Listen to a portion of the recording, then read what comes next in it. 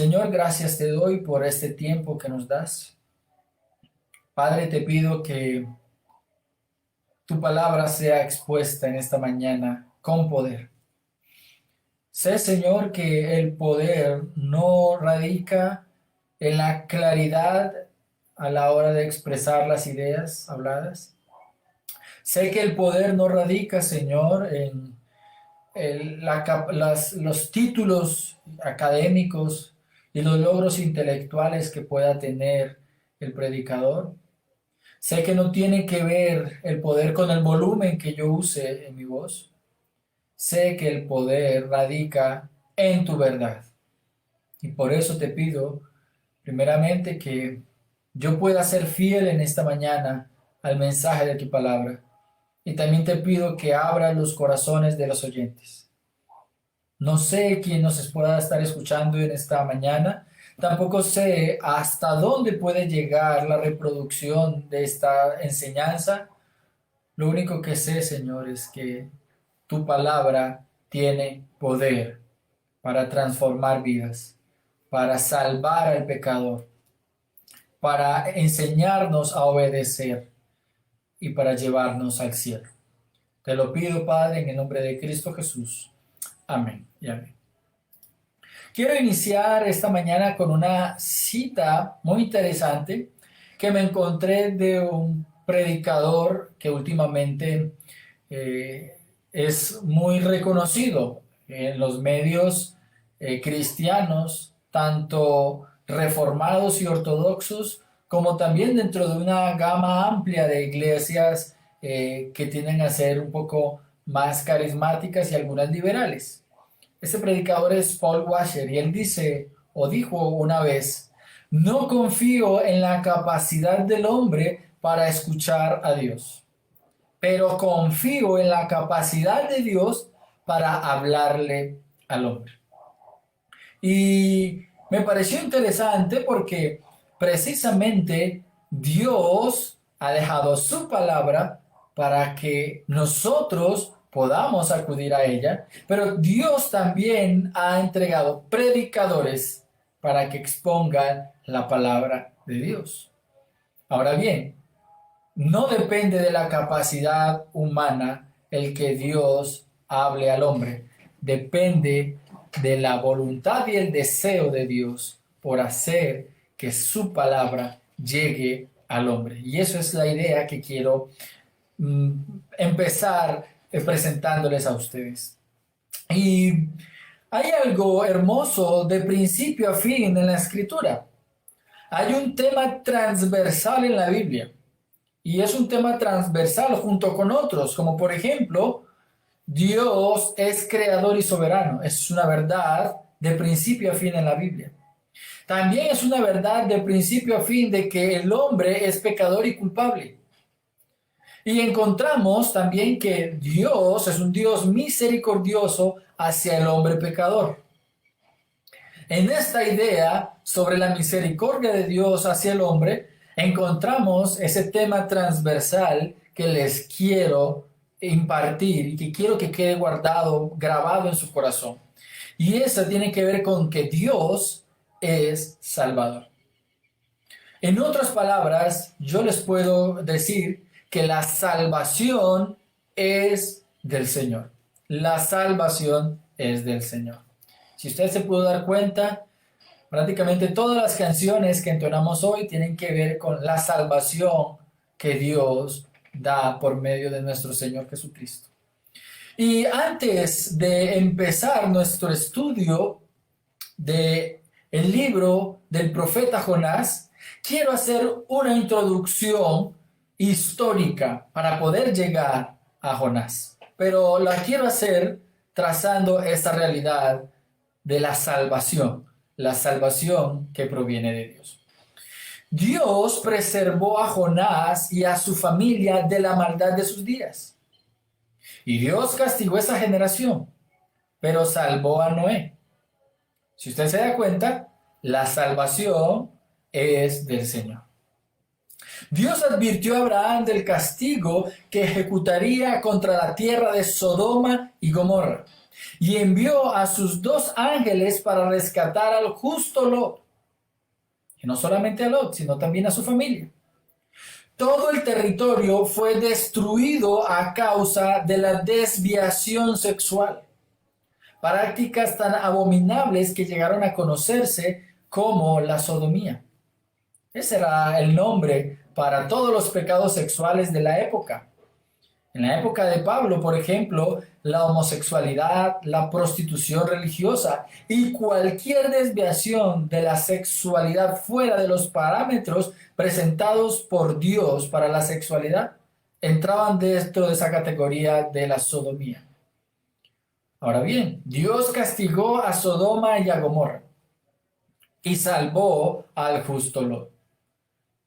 Vuelve y se repite la historia. La salvación es del Señor. Y en medio de la angustia de todo un pueblo que creció y fue preservado en Egipto en tiempos de escasez, Dios proveyó a su tiempo de un siervo a quien Dios usó para guiar al pueblo de Israel a la libertad de la esclavitud. Nuevamente, la salvación es del Señor. Y este pueblo, después de 42 años, estos 42 años fue a causa de la rebeldía, realmente tendrían que haber llegado en 40 días a la tierra prometida, pero después de 42 años entró a la tierra prometida, conquistó y disfrutó de las promesas de Dios, pero olvidó el pacto que había hecho con el Dios de la salvación. Por más de 332 años, este pueblo permaneció en una situación en la cual era rescate y juicio por parte de Dios a causa del pecado y el olvido del pacto por parte del pueblo. El último juez de Israel fue el profeta Samuel, quien inauguró por obediencia a Dios el periodo de la monarquía de Israel. Antes era considerado el periodo de los jueces, pero realmente era Dios quien estaba gobernando, cuidando, preservando y proveyendo lo que el pueblo de Israel necesitaba. Pasamos de la teocracia a la monarquía. Y el primer rey fue Saúl, un hombre tímido y muy orgulloso, que con el pasar de los años se volvía más necio y al final Dios lo desechó. El segundo rey fue David, a quien Dios escogió. Con él, Dios hizo un pacto que consistía en mantener a un descendiente suyo en el trono. Siempre habría un hijo suyo en el trono. Esto siempre fue así, pero en la casa de Judá. El sucesor de David fue su hijo Salomón, a quien Dios le permitió construir el gran templo de Jehová en Jerusalén. Este último se hizo muy famoso por su sabiduría, que de hecho no provenía del razonamiento humano, sino que Dios se lo había otorgado, y también se había hecho muy famoso por sus riquezas. Estos 3 primeros reyes gobernaron a todo el pueblo de Israel. A eso se les llama el reino unificado. Pero Dios había determinado permitir la división del país después de la muerte de Salomón. Ese reino unificado entre Saúl, David y Salomón duró aproximadamente 120 años. Y fueron unos años gloriosos para Israel porque Dios le permitió fortificar ciudades, convertirse en una nación respetada y podrían defenderse por sí mismo de sus enemigos. En estos años, aun cuando Dios les había permitido gozar de bendición, el pueblo había olvidado los compromisos como nación. Ellos se habían comprometido a ser una nación santa y un reino de sacerdotes. Usted lo puede consultar en el libro de Éxodo capítulo 19 versículos 5 y 6. Por el contrario, ese pueblo se inclinó a la adoración de los ídolos de los pueblos paganos. Así encontramos que se efectúa la división del reino a causa del pecado. Y tenemos ahora que hay un reino del norte y un reino del sur. El reino del sur está conformado por dos tribus, la tribu de Judá y la tribu de Benjamín, en la cual siempre hubo un hijo de David en el trono. Muchos de ellos fueron buenos. Esto creo que tiene que ver con que Dios había determinado siempre cuidar y preservar un linaje de la familia de David. Y porque de alguna manera este linaje tendría que llevar una costumbre de piedad, porque precisamente también por ese linaje vendría el Salvador. Por el contrario, en el reino del norte, todos fueron muy, pero muy malos y fomentaron la idolatría como nunca. Dios envió profetas para llamarlos a que regresaran por medio del arrepentimiento, pero pocos fueron sensibles al llamado de Dios. Yo creo que ustedes han escuchado sobre el profeta Elías y el profeta Eliseo. Elías, el profeta conocido como el profeta de fuego, y Eliseo, ese hombre a quien dice que se le dio doble porción del Espíritu. De alguna manera eso se puede entender como una doble actividad en cuanto a el pueblo de Israel para que ellos vieran, conocieran al Dios verdadero. Estos fueron profetas que predicaron al reino del norte, un reino idólatra. Pero también tenemos otro profeta ubicado en el reino del norte. Y ese profeta es Jonás. Si usted se da cuenta, hemos hecho una línea histórica desde Génesis hasta Segunda de Reyes. Y quiero que me acompañe allí. El segundo libro de Reyes, capítulo 14. Y mientras usted busca el texto, Segundo de Reyes 14, versículos 23 al 27, quiero que también mantenga lo siguiente en mente. Después de 161 años de haberse dividido el reino y de 13 reyes en el reino del norte, todos impíos, unos más que otros, Dios permite que Jeroboam II, uno de los más malos reyes del reino del norte, subiera al poder. Y es justamente el que más va a durar como rey en el reino del norte.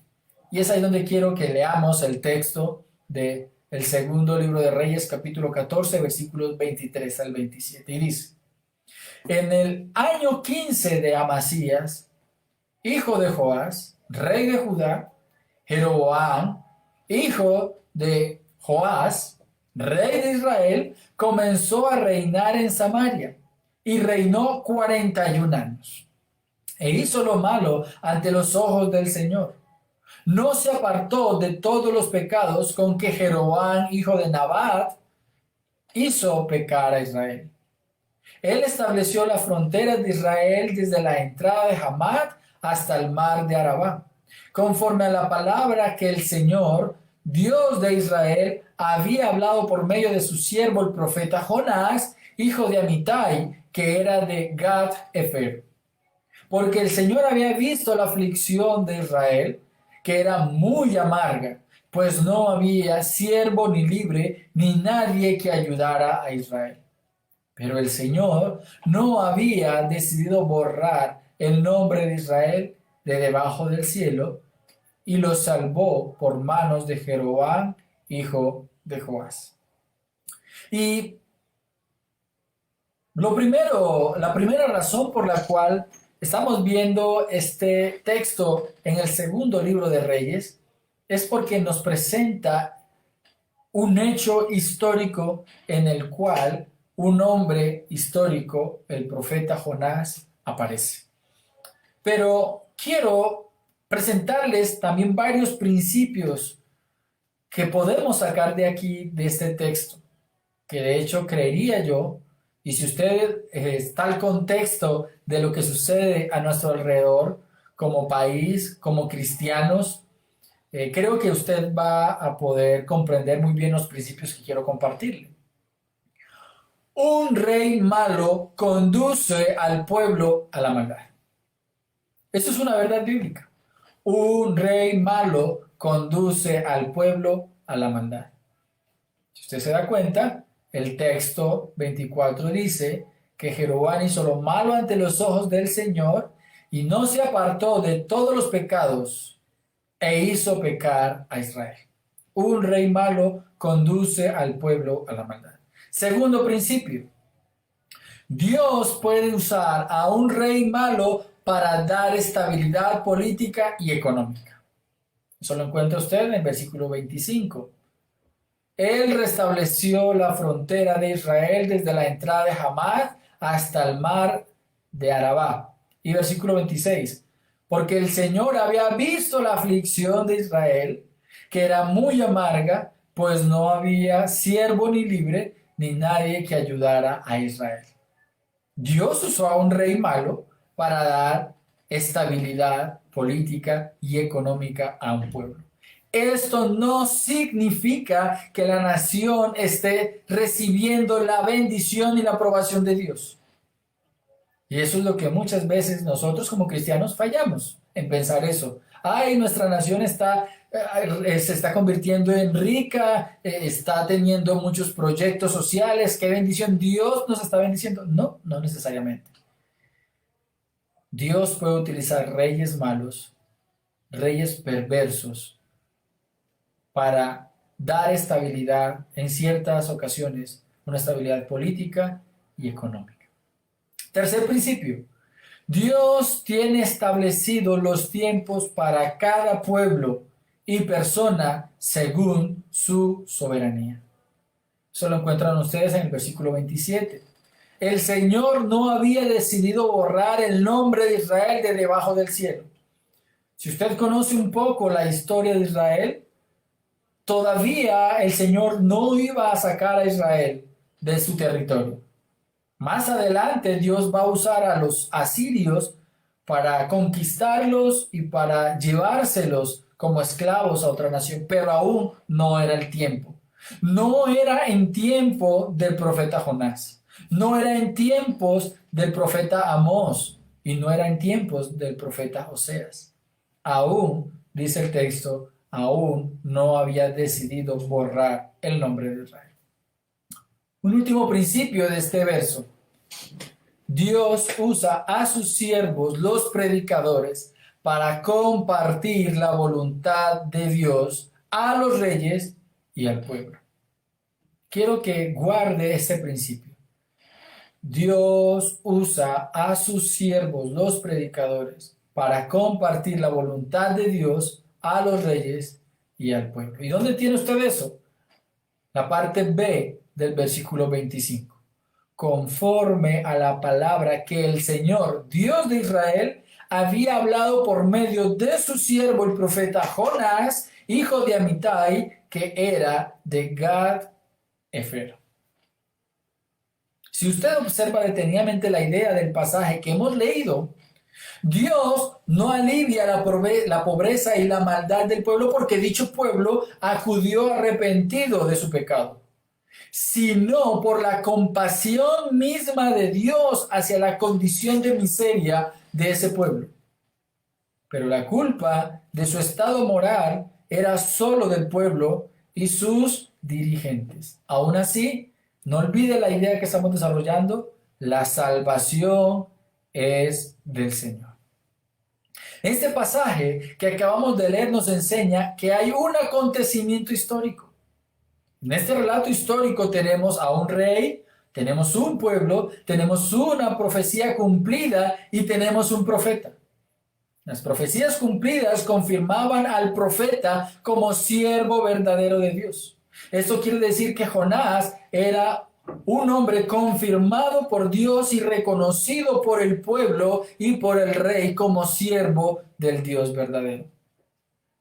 Solamente quiero dejarte una pregunta. Tú, espero puedas responder. ¿Cómo confirmas que un hombre que predica la Biblia es confirmado por Dios? ¿cómo confirmas que un hombre que predica la Biblia realmente es siervo de Dios?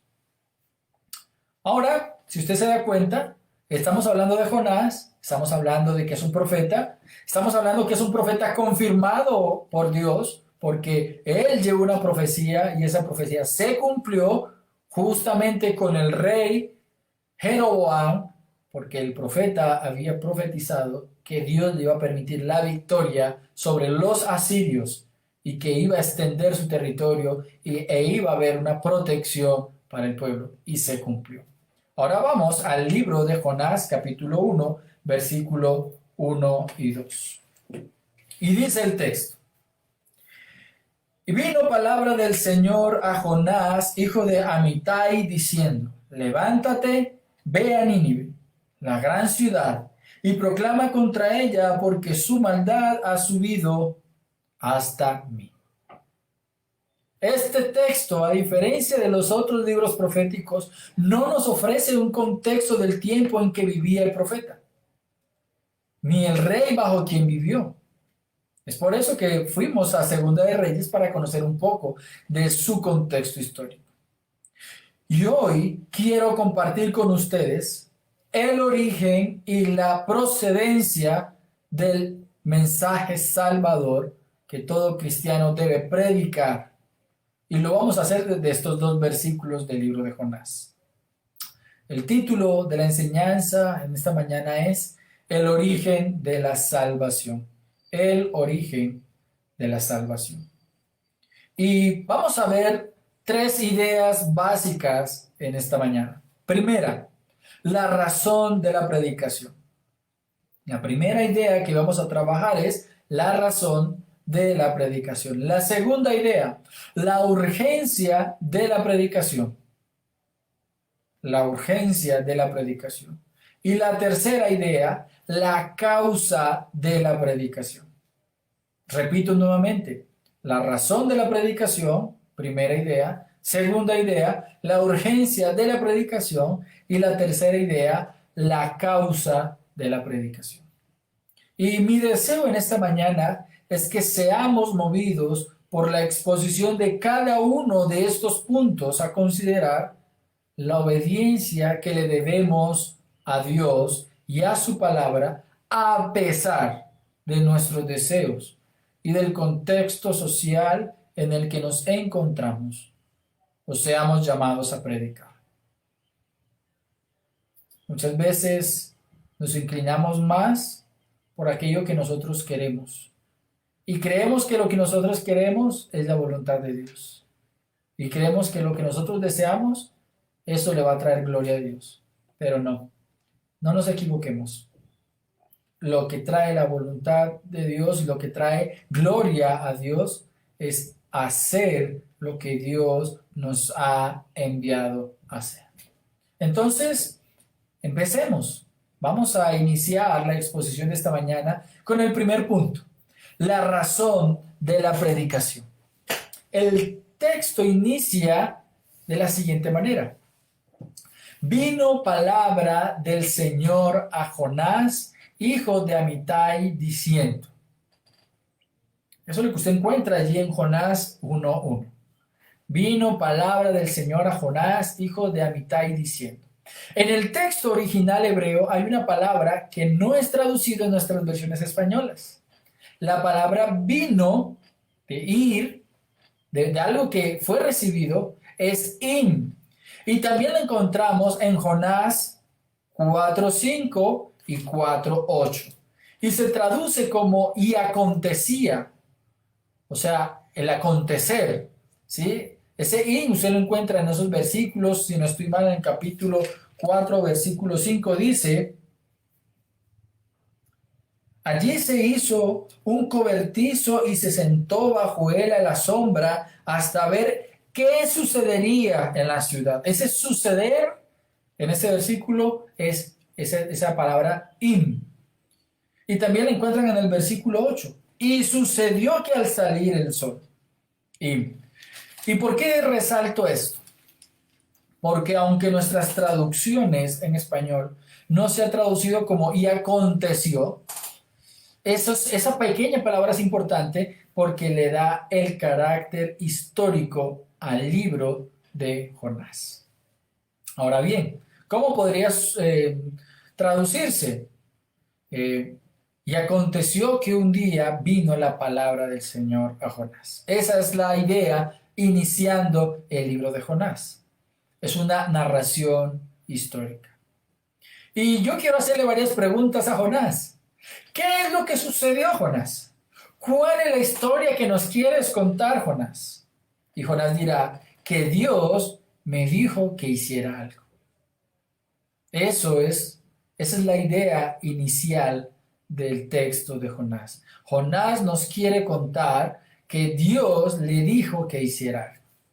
La manera como el pueblo de Dios entendía que el mensaje dado a los profetas venía de Dios era la manera como introducía el mensaje. Normalmente un profeta se paraba en un lugar, una plaza pública, y decía, la palabra del Señor vino a mí. En este caso, usted se da cuenta que el profeta Jonás dice, la palabra del Señor vino a Jonás.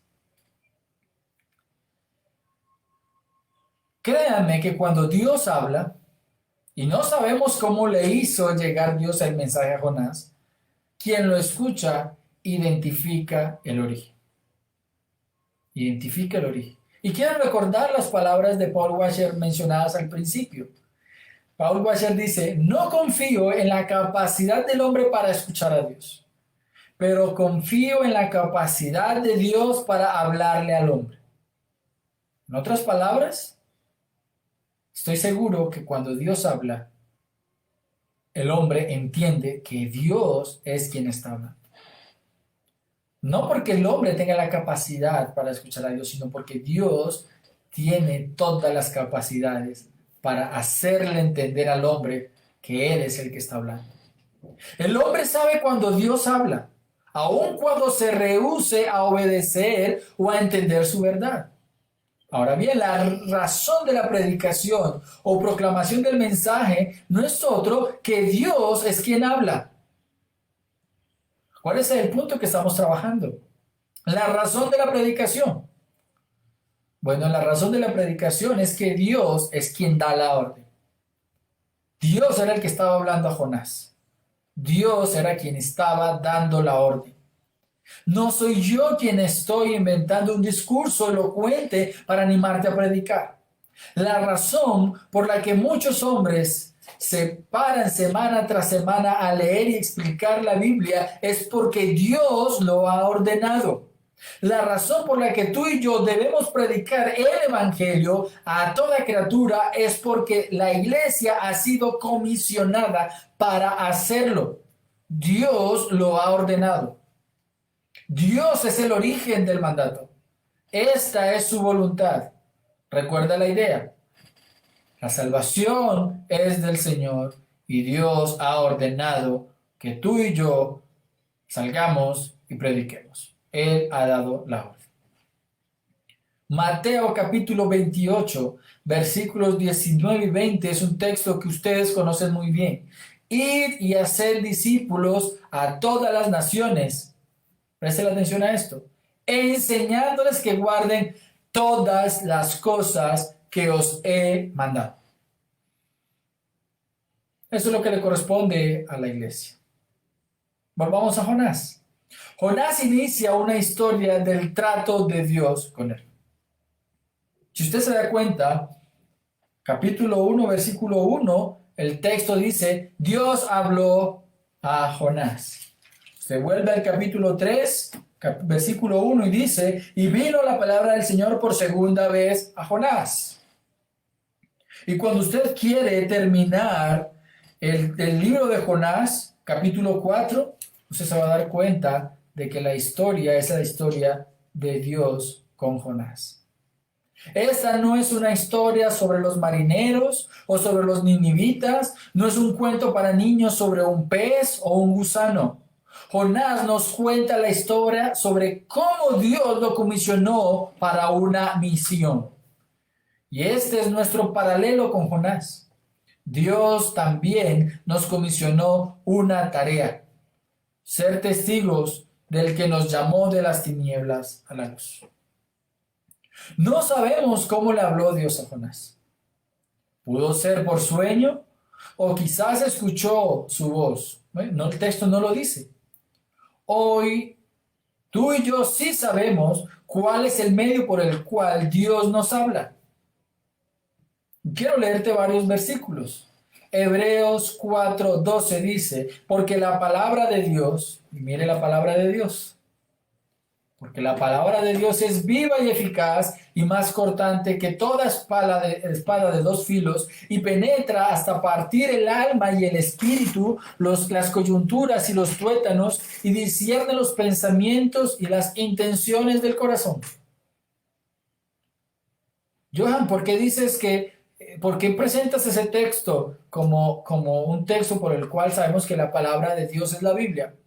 Porque el único que puede discernir el pensamiento y los corazones del hombre es Dios.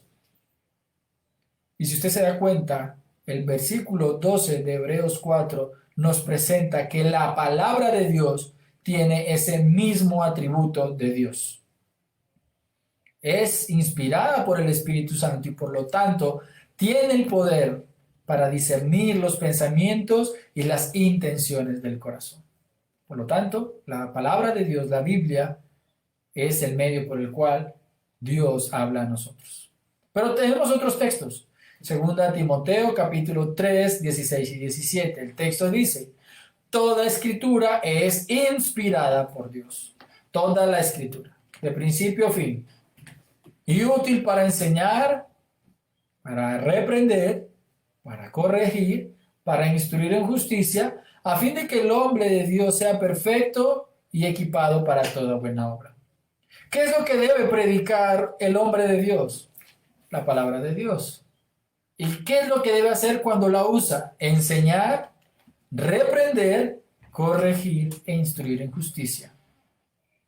Esa es la buena obra de un predicador. Por último, segunda de Pedro, capítulos 1, versículos 19 al 21. Segunda de Pedro, capítulo 1, versículos 19 al 21, y dice, y así tenemos la palabra profética más segura. Antes Israel tenía profetas y ellos fueron confirmados porque la palabra o las profecías que decían se cumplían. De la misma manera que eran confirmados como falsos profetas aquellos que decían cosas y no se cumplían. Pero nosotros tenemos la palabra profética más segura, a la cual hacéis bien en prestar atención como una lámpara que brilla en lugar oscuro, hasta que el día despunte y el lucero de la mañana aparezca en vuestros corazones. Pero ante todo sabed esto, que ninguna profecía de la Escritura es asunto de interpretación personal, pues ninguna profecía fue dada jamás por un acto de voluntad humana, sino que hombres inspirados por el Espíritu Santo hablaron de parte de Dios. Y después de presentarles estos tres textos, voy a ser un poco sarcástico, mis queridos amigos, mis hermanos, aquellos que puedan estar escuchando la predicación, pero no me vengas con que te sabes esos textos. No me digas que tienes una actitud indiferente en tu silla y diciéndome, sí, esos textos me los sé. Yo sé que te los sabes. El diablo también los conoce. ¿Sabes qué? No se trata de saberlos. Se trata de comprender lo que significó para la audiencia original y cómo lo aplicamos a nosotros hoy. Dios habló por medio de su palabra y solo por su palabra. Y Dios habla hoy por medio de su palabra y solo por su palabra. ¿Qué de tu experiencia? Es tu experiencia, pero no es palabra de Dios. ¿Qué de lo que dijo un profeta? Si no es palabra de Dios, si no se conforma a la Escritura, si me dice que Dios me dijo, pues yo lo voy a poner en duda, porque Dios me lo revela es por su palabra. Ahora, ya sabemos que Dios nos habla por medio de su palabra. Atendamos con mucha atención a lo que nos quiere decir. Antes de pasar al siguiente punto, no quiero pasar un asunto importante. Profetas como Amós y Oseas fueron contemporáneos de Jonás. Y usted y yo tenemos una historia de Jonás muy particular. Nosotros entendemos a Jonás como un profeta desobediente o rebelde, posiblemente. ¿Por qué escogería Dios a un profeta como Jonás que parece rebelde a la voluntad de Dios? Pues yo le acabo de presentar a usted un principio, las salvaciones de Dios. Pues ahora le quiero presentar otro principio bíblico. Es Dios quien escoge. Es Dios el que escoge. Que de pronto tú puedes hacer algo mejor que otra persona, bien por ti. Que de pronto tienes una capacidad natural que te puede facilitar cosas. Pero es Dios quien escoge para el ministerio, no es el hombre. Él se ha reservado el derecho de salvar a quien quiere hacerlo. Y de la misma manera ha escogido de entre su pueblo a unos para la predicación y a otros para atender las mesas, independientemente de su carácter. Dios tendrá un trato con cada uno. Dios tenía también identificado a Jonás, que lo llamó con su nombre completo y aún con el lugar donde vivía. Su nombre completo era Jonás ben Amittai. ¿Qué significa? Jonás, hijo de Amittai. Jonás, hijo de Amittai. Y esos nombres eran muy particulares. De hecho, los que hacen y estudian los textos originales y comentarios del Antiguo Testamento y los que han estudiado otros escritos del pueblo judío dicen que estos nombres eran muy particulares, eran muy difíciles de pronto de pasar por alto porque eran escasos. Y yo les puedo decir que a mí me pasaba algo similar. Mi apellido es un apellido que aunque poco a poco se va propagando, no es muy común. Y en el colegio, cuando estudiábamos en bachillerato, en el colegio solamente habíamos 2 albarinos. Ya estaban identificados. Si hablaban de albarinos, solamente hay 2. Mi hermano y yo. Y lo único que tenían que hacer era identificar si estaban preguntando por el grande o por el pequeño, ¿cierto? Nos tenían bien identificados. Bueno, Dios escogió a Jonás para una misión y lo tenía bien identificado. Y eso era suficiente para obedecer. No había forma de equivocarse sobre creer a quién era que había escogido Dios para esa misión. Dios había escogido a Jonás. La razón de la predicación de Jonás fue que Dios le habló y le ordenó directamente.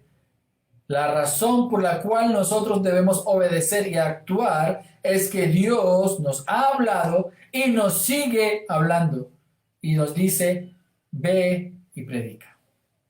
Ahora, acompáñame nuevamente al texto de Jonás, capítulo 1, versículo 2. Y dice, levántate, ve a Nínive, la gran ciudad. Y allí encontramos nosotros nuestro segundo punto. La urgencia de la predicación. Aunque en español estas 2 palabras al inicio de la orden de Dios a Jonás, pueden ser entendidas como órdenes separadas, yo podría entender levántate por un lado y ve por otro.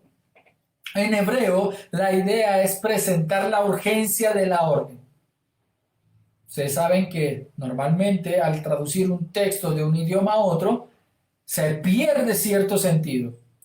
Y es la tarea de los filólogos identificar cómo es el uso de ciertas palabras o ciertos modismos en una traducción. Bueno, los filólogos, los que estudian el lenguaje hebreo, identifican que siempre la palabra levántate con otro verbo denota urgencia, urgencia. Entonces podríamos traducirlo como vete enseguida, márchate rápido, sin demora. Esta idea de levantarse es la que nosotros debemos tener presente como urgencia. Dios quería que Jonás saliera pronto, sin demora, hacia la ciudad que le había sido encomendada. Y aquí podemos intentar introducirnos en la mente de Jonás. Jonás pudo haber pensado de forma rápida, porque nosotros, así como Jonás de pronto, somos rápidos para pensar, ¿cierto? Que vaya a Nínive o solo que predique contra ella. Otros profetas habían predicado contra muchas naciones: Abdías, Nahum, Jeremías, Isaías, Amós. Ellos fueron profetas que levantaron profecías contra naciones. Pero Dios a ninguno de ellos le ordenó ir hasta la nación. Posiblemente Jonás dudó un poco sobre la orden, pero parece que pronto entendió que la orden era clara como el agua cristalina. Debes moverte hacia la ciudad de Nínive. Es urgente que te muevas. Posiblemente tú estés queriendo entrar también en dudas inútiles en cuanto al llamado de Dios a la predicación del Evangelio. La orden a la iglesia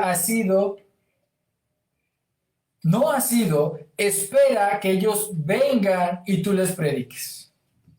La orden para la iglesia fue tan clara como el agua cristalina. Haced y hacer discípulos por todo el mundo. El mundo no es tu casa. El mundo no es tu mera oficina. Aunque en tu oficina puedes predicar y también en tu casa. Pero no quiero decir que no debes predicar en tu oficina o en tu casa. Quiero decir que tienes que ir a los perdidos. No esperes que ellos vengan a ti y te pregunten sobre qué tienes que decirles. La orden nunca ha sido esperar. La orden siempre ha sido moverse. ¿Cuándo? Son preguntas que nosotros a veces nos hacemos. ¿Cuándo lo hago? ¿Puedo hacerlo mañana? ¿Lo puedo hacer cuando reciba la pensión, que tenga suficiente tiempo? Posiblemente después de terminar la tesis tendría tiempo para ir a predicar. Lo que no eres capaz de hacer hoy, no lo harás nunca. El problema no es de tiempo, sino de disposición. La limitación no es la falta de conocimiento, mi querido amigo, sino la falta de obediencia y de actitud. ¿O no me dices en ciertas ocasiones que por el hecho de necesitar un trabajo eres capaz de entrar en capacitación por un mes sin pago contar de lograr un trabajo? ¿Y lo obtienes? Te tuviste que capacitar para obtener tu trabajo. Entonces, en cuanto a la evangelización, el problema no es de falta de conocimiento ni de falta de capacitación, sino de falta de obediencia y de interés a la voluntad de Dios. Nos mantenemos repitiendo Hebreos 4:7 a todas las personas que deben arrepentirse de su pecado hoy. Eso lo sabemos muy bien. Pero para obedecer a la urgencia de llevar el evangelio a los perdidos, no aplicamos la misma urgencia ni la misma lógica. Yo te podría decir que eres un desobediente y un hipócrita, porque estamos mirando la paja del pecador y no estás mirando la viga que hay en tu ojo, desobediente. Juan Calvino dice que Jonás fue enviado a la ciudad misma para exhortar a los ninivitas al arrepentimiento. Los incrédulos están bajo el juicio inminente de Dios. Esto no quiere decir que los cristianos nos podemos sentar a ver el espectáculo del castigo de Dios sobre los pecadores. Por el contrario, debemos aprender de la actitud de los ángeles en la historia del rescate de Lot. Porque si usted mira la historia, esos ángeles sacaron a Lot del juicio contra Sodoma y Gomorra. Ellos actuaron hasta el último momento posible. Tomaron a Lot, tomaron a su familia y lo sacaron de las manos y lo arrojaron fuera de la ciudad porque iba a ser destruida.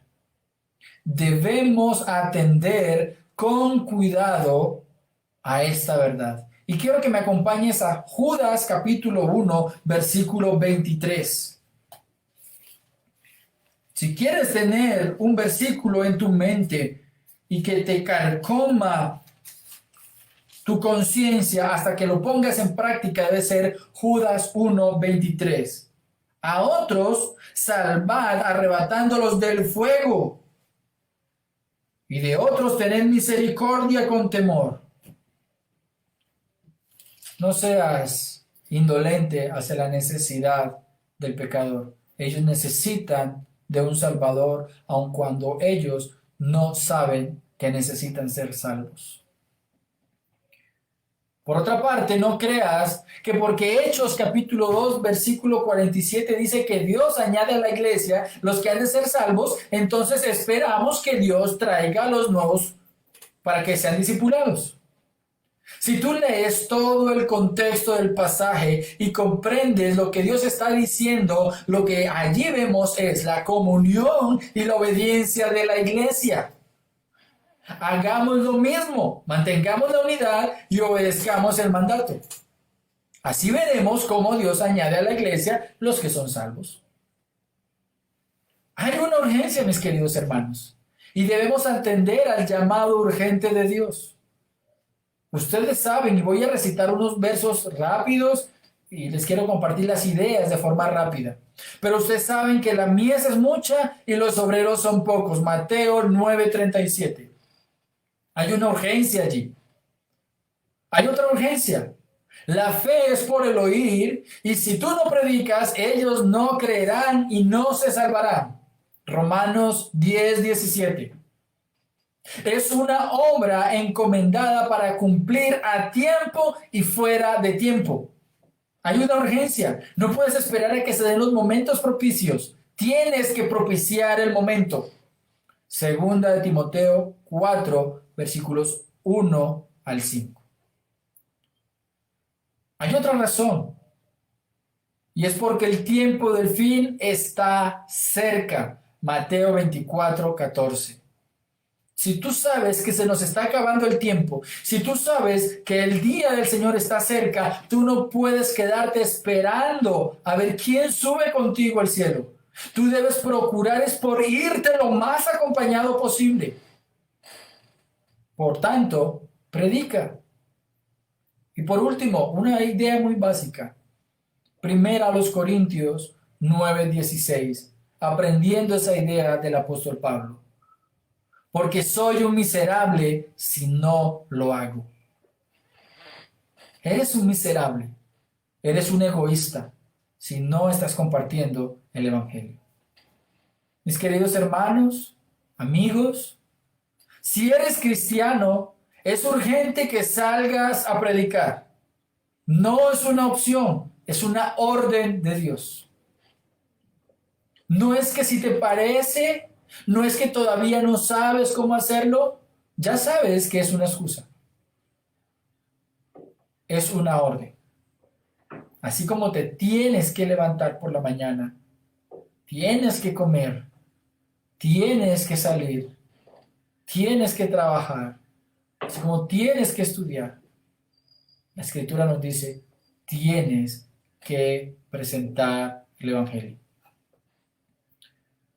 Ahora bien, si eres alguien que nos escucha por primera vez, o quizás sabes lo que Dios demanda de ti, pero no te convences de la realidad, de la condenación que tu pecado traerá sobre ti, quiero aprovechar. Quiero decirte que hoy es el día. No lo dejes pasar.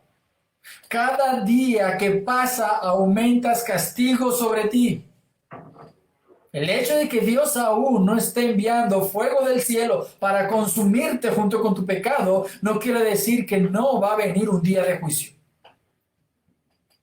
Pero si crees en Jesucristo, en quien puedes encontrar perdón para tus pecados, y si vives para Dios, entonces crecerás en amor y en buenas obras que Dios preparó para los santos. Y te invito a que te congregues en una iglesia donde puedas ser discipulado. Sobre la gran ciudad hablaré cuando estemos estudiando el capítulo 3. por ahora, no quiero que pierdas de punto el punto que estamos trabajando. La urgencia que acompaña la intención de la orden de Dios a Jonás. Y que también debe ser una urgencia nuestra como iglesia. Para Dios sus hijos son importantes y también sus escogidos, quien aún están bajo la esclavitud del pecado. Dios nos ha encomendado el ministerio de la reconciliación para que todos aquellos que han de creer escuchen el mensaje de la vida que Dios nos ha encomendado. Esto es algo urgente. No olviden la importancia de esa labor. Eso lo encuentras en el libro, la segunda carta a los Corintios, capítulo 5, versículo 20. Tenemos el ministerio de la reconciliación. Y con esto en mente, quiero pasar al último punto de nuestro sermón. Tercer punto, la causa de la predicación. La causa de la predicación. El versículo 2 de Jonás, capítulo 1, dice, levántate, ve a Nínive, la gran ciudad, y dice, y proclama contra ella, porque su maldad ha subido hasta mí. Proclama contra ella, porque su maldad ha subido hasta mí. La causa de la predicación. La causa de la predicación es la maldad en que vive la ciudad.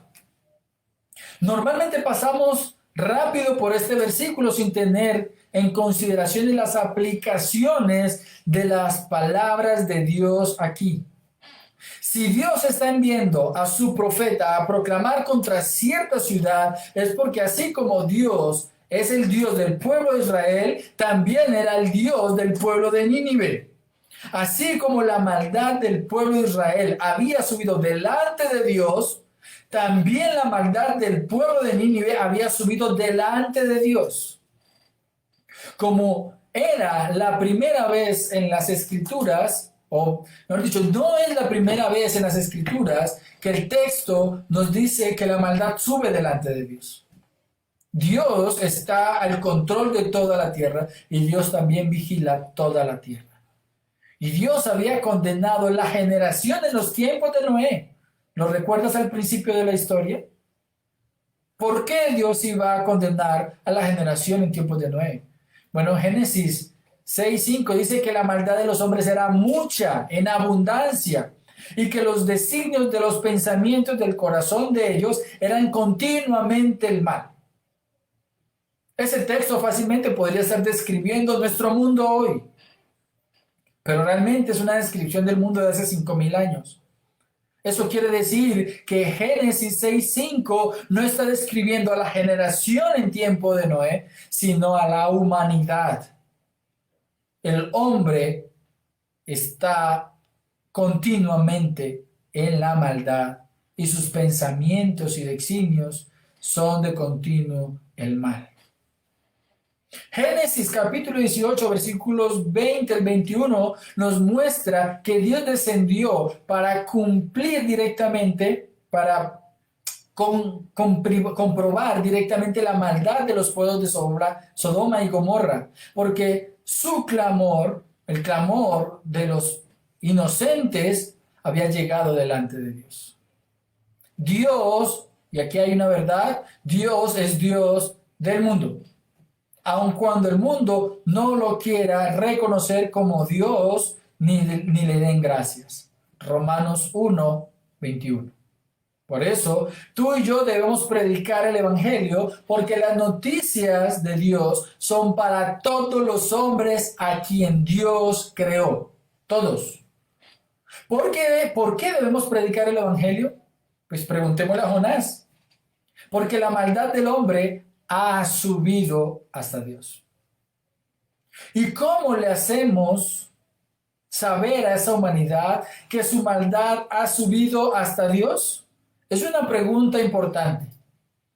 ¿Cómo le hacemos saber a esta humanidad que su maldad ha subido hasta Dios? Jonás, por favor, respóndenos. ¿Cómo se lo hacemos saber?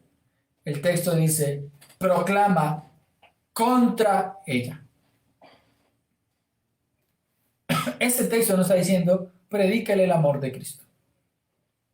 Este texto está diciendo, proclama contra ella.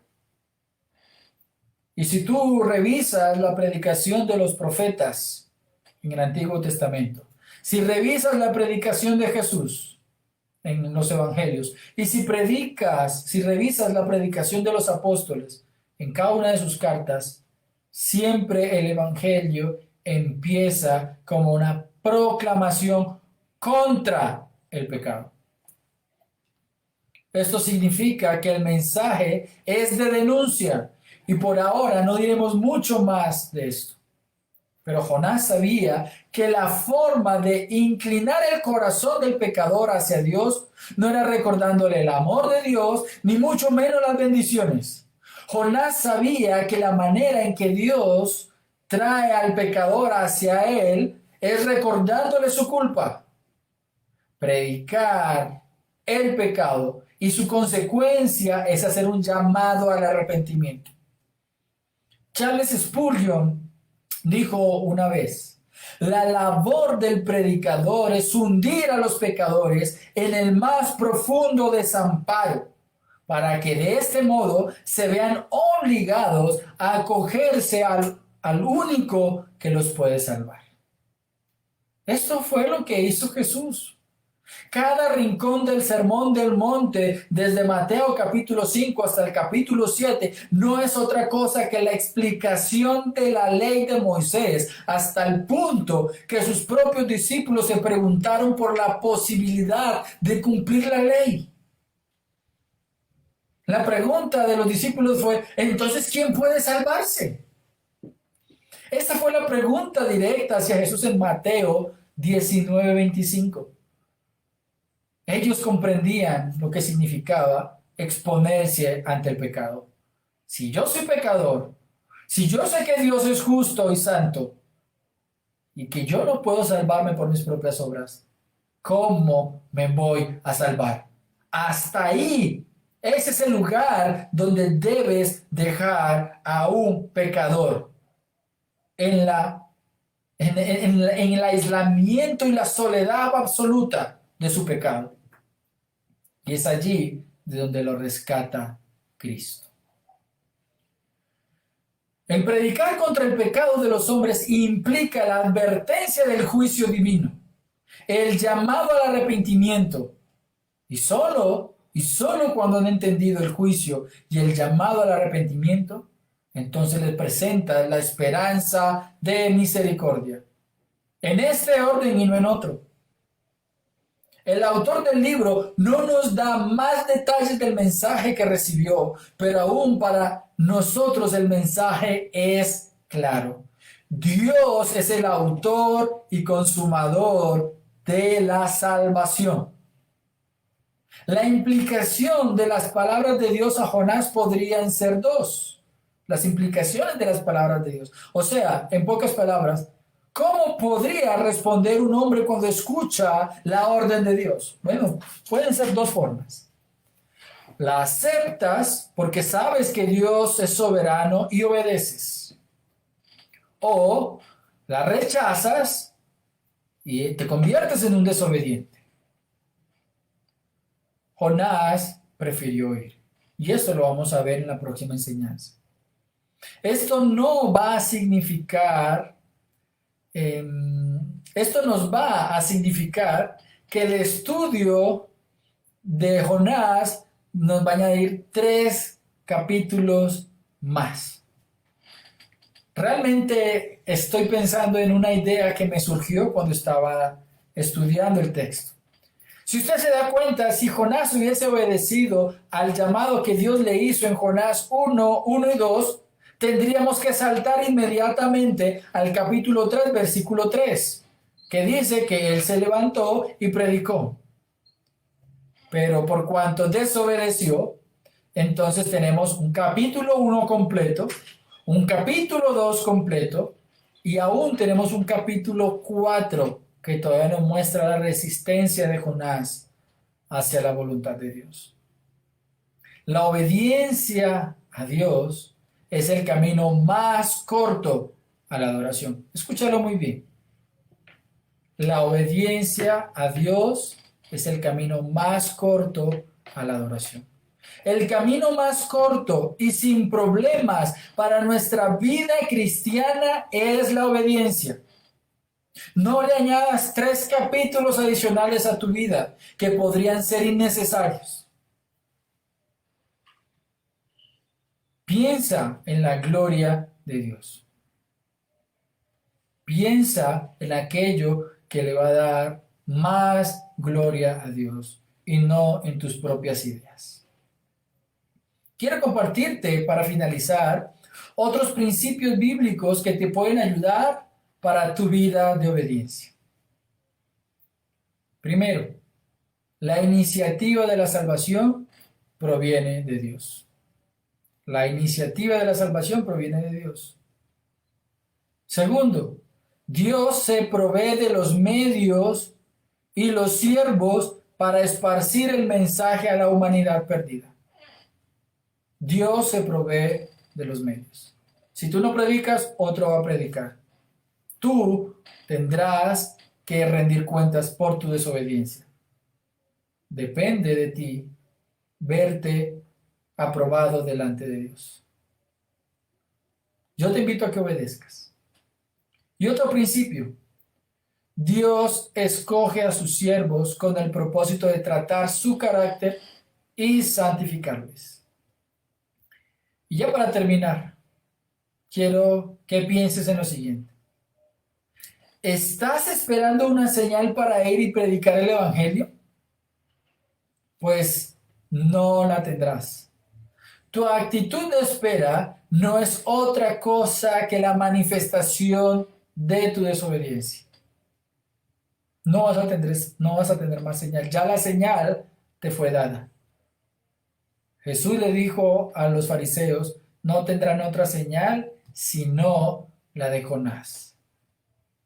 Jesús murió y resucitó para darnos vida y para que tuviésemos un mensaje de vida que predicar. Predica.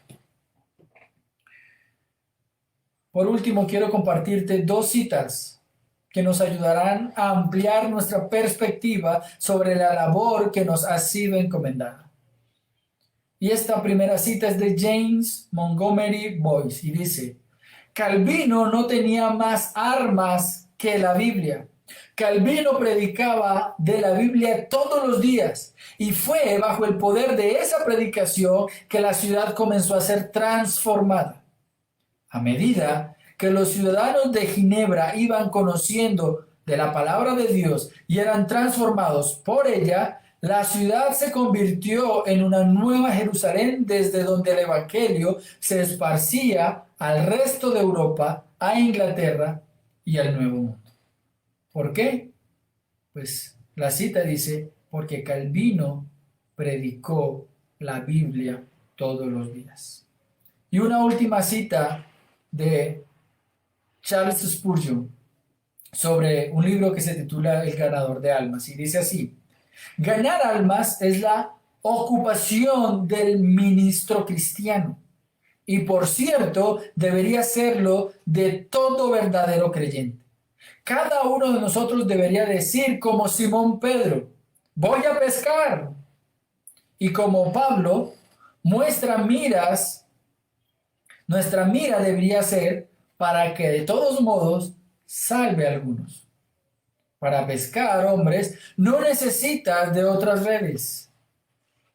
Las que les ha dado el maestro son fuertes para apresar los peces grandes y tienen mallas menudas para retener a los pequeños. Echen estas redes y ninguna otra, y no tendrán que temer por el cumplimiento de la palabra, la promesa de Cristo que dice: os haré pescadores de hombres. No olviden lo siguiente: el origen de la salvación es Dios. Él nos llamó a proclamar. Él nos ha mostrado la urgencia del llamado y nos ha enseñado la causa de la necesidad: la salvación de las almas. Si eres salvo, comparte tu gozo con otros y comparte de la manera más íntegra. No omitas nada de la verdad de Dios. Entonces, quiero recordarles solamente los 3 puntos sobre el origen de la salvación. Primer punto, la razón de la predicación. Dios ha dado la orden. Dios es el origen de la salvación. Dios ha dado la orden. Segundo punto, la urgencia de la predicación. Dios ha ordenado como Dios santo, justo, juez y que conoce la necesidad del hombre, que hay una urgencia por predicar. Tercero, la causa de la predicación. Si estos hombres no escuchan el mensaje y no se arrepienten, morirán en sus pecados. Quiero, para animarles a que continúen siguiendo esta exposición de la palabra, comentarles un poco sobre lo que viene a continuación.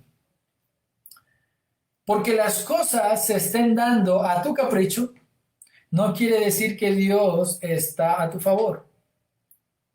Cuando sabes que es justo, lo contrario, lo que Dios te ha ordenado, lo que estás haciendo, muchas veces no es lo que Dios quiere que hagas. Mira el ejemplo de Jonás y aprende. Vamos a ver la próxima vez un poco de la rebeldía de Jonás y parecía que muchas cosas le estaban saliendo bien. Encontró un barco y se montó en el barco. ¿Y qué dijo él? Creo que estoy bien, pero no estaba bien. Y posiblemente tú tampoco lo estés. Vamos a orar. Gracias te doy, Padre, por este tiempo de la palabra. Gracias te damos, Señor, porque sabemos que la fuente de la salvación es una roca inconmovible. Es una fuente de amor y misericordia. Es una fuente que ha provisto desde antes de la fundación del mundo todo lo que necesitamos para practicar el amor, la piedad, pero también ha provisto de la salvación misma para que aquellos que por medio de la predicación escuchan el mensaje sean salvos. Por lo tanto, te pido, Señor, que entendiendo la orden que nos has dado en esta mañana, seamos obedientes a tu palabra y podamos, Señor, disponer nuestro corazón para la obediencia y presentar el Evangelio, porque solo en él hay salvación. Un Evangelio puro, un Evangelio completo, un Evangelio que derrumba el orgullo del hombre, pero también que en medio de la humildad hace la obediencia, practica la obediencia y la paz para poder llevar el amor a los perdidos. Señor, toda la gloria sea para ti, toda la honra sea para ti, y que un día podamos ser muchos los que delante de tu presencia podamos cantar Santo, Santo, Santo en ese cántico celestial. Te damos muchas gracias, Padre, en el nombre de Cristo Jesús. Amén y amén.